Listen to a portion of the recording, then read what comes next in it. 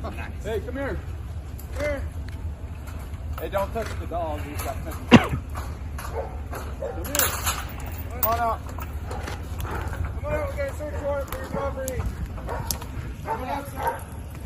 What? Put your hands in the air, please. Keep coming. Anybody else in the house? Yeah. Keep coming. Keep coming. Come on. Yeah. Stop. Come here. Oh, okay.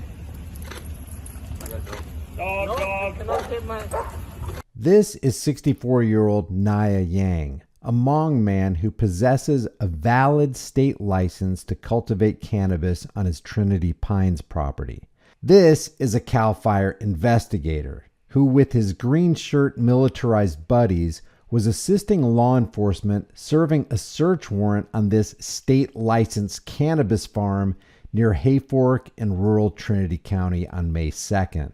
In the next frame, which I won't play here but will leave a link in the description, this investigator pulls the trigger, fatally shooting the cultivator's chained dog. These men came onto this man's property and took the life of this dog who was chained up.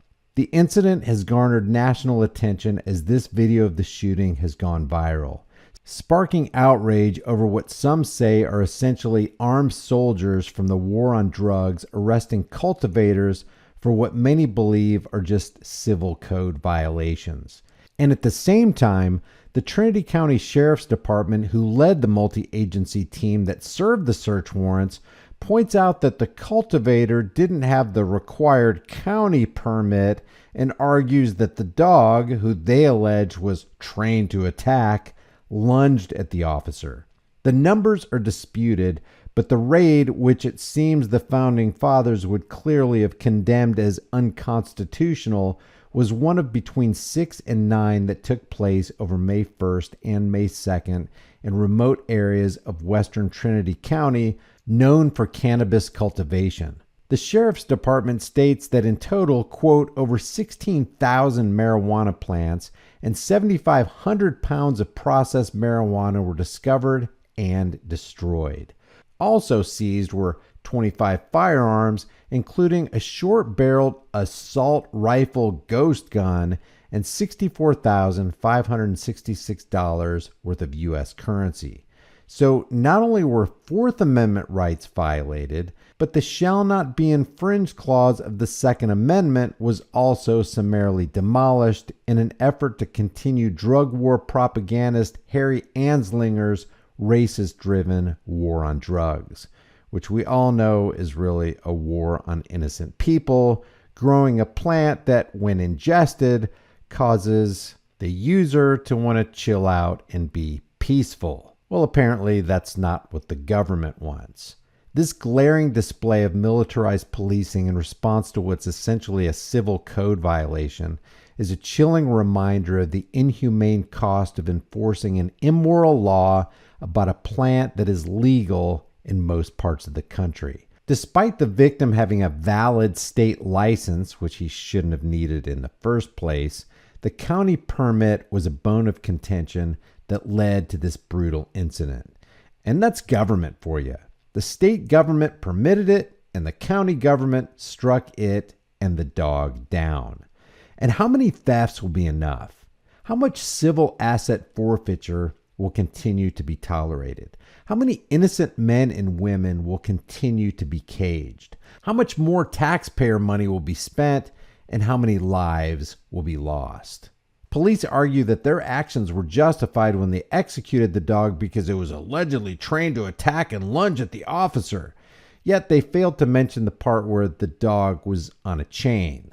A child with zero education would know to back up where the chain couldn't reach. But cowards don't do that. They have itchy trigger fingers and a desire to follow orders no matter the cost. The police account of what happened also ignores the fact that 5 of the raided farms were state licensed, including this one. Yang had taken the necessary steps to legitimize his operation and was waiting on the county license due to administrative lag. Furthermore, Yang had received a CDFW qualified cultivator grant and passed an inspection just a week prior to the raid, which affirmed his compliance with state regulations. But that wasn't enough for the CAL FIRE investigators.